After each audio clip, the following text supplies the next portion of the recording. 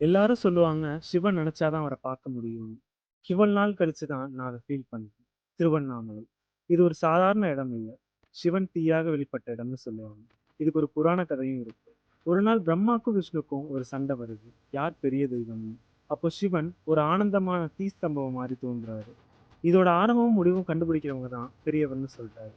ஆனா 2 பேத்தாலயுமே கண்டுபிடிக்க முடியல. அப்பதான் புரிஞ்சது சிவனுக்கு ஆரம்பமும் இல்ல, முடிவும் இல்லன்னு. அந்த ஸ்தீர் சம்பவத்தினால தோன்றியது தான் இந்த அருணாச்சல மலையார்.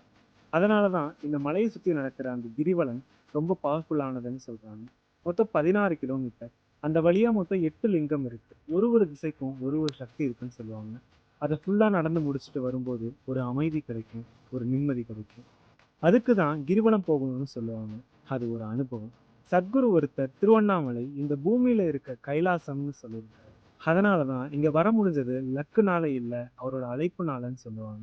இப்படி திருவண்ணாமலைக்கு நீங்க கூப்பிட்டு இன்னும் வராம இருக்கவங்களுக்கு ஷேர் பண்ணிட்டு, உங்க கிரிவலம் எக்ஸ்பீரியன்ஸ் எப்படி இருந்துச்சுன்றத கமெண்ட்ல சொல்லுங்க.